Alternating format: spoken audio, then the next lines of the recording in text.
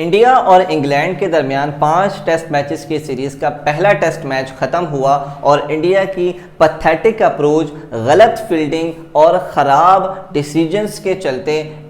England ने India को comprehensively पहले टेस्ट मैच के अंदर 5 विकेटों से ना सिर्फ हराया है बल्कि इस सीरीज़ के अंदर 1-0 की बर्तरी भी हासिल कर रही है। अगर आज के मैच की अगर हम बात करें तो इस मैच के अंदर इंडिया ने जितनी मिस्टेक्स की वो उंगलियों पर गिनी जा सकती हैं। बॉलिंग ठीक तरीके से चेंजिंग ना करना,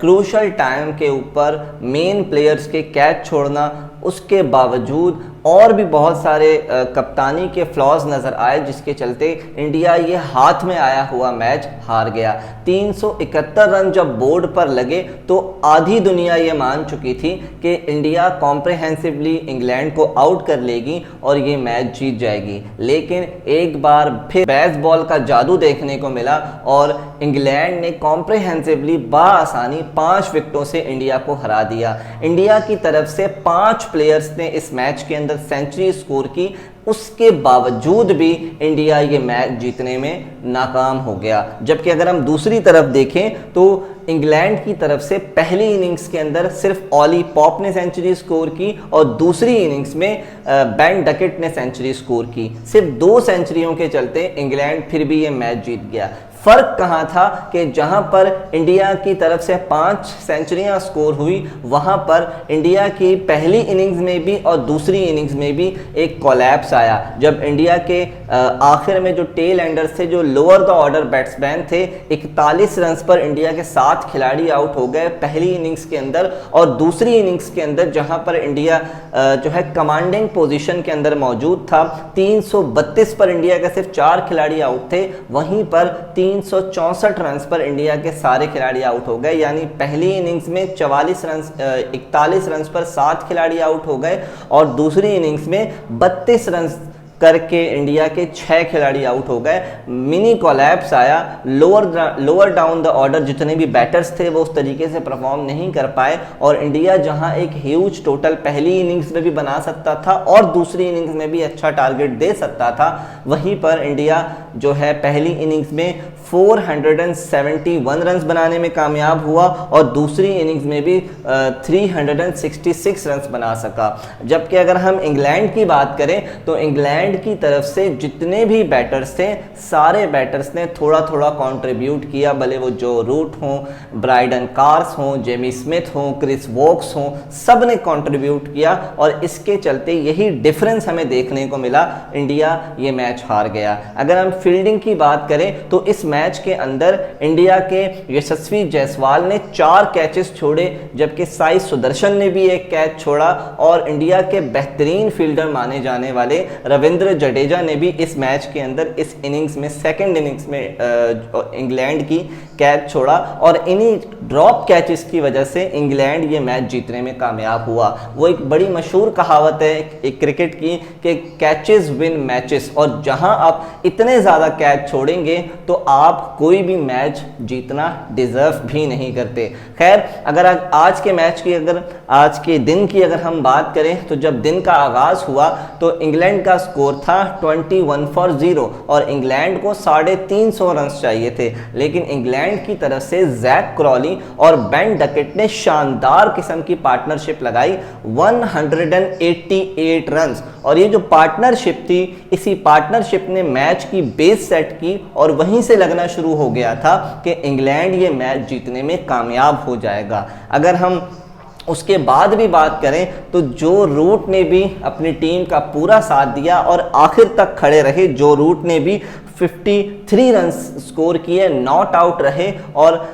मैच को फिनिश करके बाहर आए। बेन डकेट की अगर हम बात करें तो आज बेन डकेट ने 149 रन की एक शानदार इनिंग्स खेली और जब वो सिर्फ और सिर्फ 98 रन पर खेल रहे थे, क्रूशल 90s के अंदर थे, वहीं पर यशस्वी जायसवाल ने उनका कैच छोड़ा और ये कैच छोड़ना था कि इंडिया ने मैच भी छोड़ दिया। वहीं पर इंडिया ये मैच हार चुका था क्योंकि बेन डकेट ने 98 पर कैच उनका ड्रॉप हुआ तो वहां से उन्होंने 149 की एक शानदार इनिंग खेली, एक लंबी पार्टनरशिप लगाई जैक क्रॉली के साथ पहले और फिर जो रूट के साथ, और इसके चलते इंग्लैंड ये मैच कॉम्प्रिहेंसिवली जीतने में कामयाब हुआ। लेकिन बाकी अगर हम बात करें इंडिया के बॉलिंग की, तो इंडियन पूरी बॉलिंग लाइनअप के अंदर सिर्फ और सिर्फ जसप्रीत बुमराह वाहिद एक ऐसे बॉलर हैं जो कि इंप्रेस करते हुए नजर आते हैं, और आज के मैच में जसप्रीत बुमराह विकेट नहीं ले सके।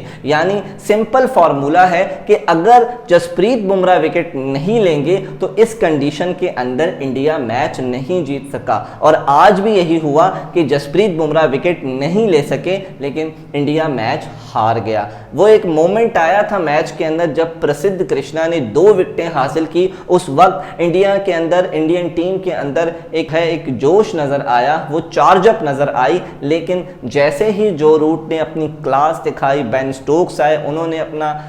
जो है ब्रेवनेस दिखाई, तो इंडिया की टीम वहीं पर नीचे लग चुकी थी, और उसके चलते जो रूट की शानदार बैटिंग के चलते और बेन डकेट की एक शानदार सेंचुरी के चलते इंग्लैंड ये पहला टेस्ट मैच जीतने में कामयाब हुआ है, और अब वो इस सीरीज के अंदर 1-0 की बर्तरी के ऊपर मौजूद है। इंडियन बॉलर्स की अगर हम बात करें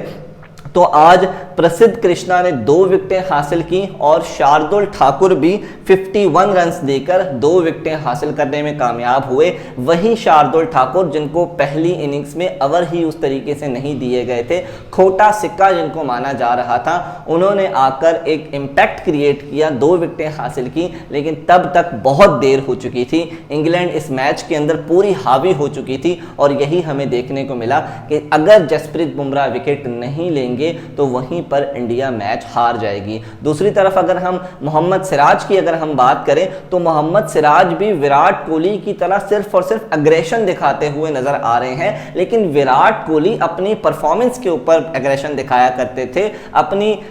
टीम को उठाया करते थे, एक अपनी अच्छी परफॉर्मेंस के चलते टीम को जिताया करते थे। सिर्फ अग्रेशन दिखाना उनका काम नहीं था, लेकिन मियां साहब इस वक्त सिर्फ और सिर्फ अग्रेशन दिखा रहे हैं, गुस्सा कर रहे हैं, प्लेयर्स को स्लेज कर रहे हैं, बल्कि विकेट नहीं ले पा रहे। तो इसी की वजह से इंडियन टीम जो है वो डाउन द ऑर्डर लगी हुई है। यानी जिस मैच के अंदर प्रॉपर तरीके से बुमराह बॉलिंग नहीं कर पाएंगे, बुमराह नहीं खेलेंगे, तो उस मैच के अंदर इंडिया का जीतना मुश्किल हो जाएगा। अभी तो इस पहले मैच के अंदर इंग्लैंड की तरफ से जोफ्रा आर्चर अवेलेबल नहीं थे, जोफ्रा आर्चर नहीं खेले थे, लेकिन दूसरे मैच में जोफ्रा आर्चर भी अवेलेबल हो जाएंगे, तो तब देखना होगा कि इंडिया किस तरीके से ये मैच दूसरा खेलेगी। और शुभमन गिल के लिए एक बहुत बड़ी लर्निंग है कि ये मैच वो जीत सकते थे, अपनी कप्तानी का डेब्यू यानी कि पहला मैच बतौर कप्तान वो जीत सकते थे, लेकिन अपनी गलतियों की वजह से, पैथेटिक अप्रोच की वजह से और ख़राब फील्डिंग के चलते इंडिया ये पहला टेस्ट मैच हार गया, और अब वो सीरीज़ में 1-0 से पीछे हो चुके हैं, और यहाँ से कम बैक करना अब थोड़ा सा मुश्किल नज़र आ रहा है इंडियन टीम के लिए।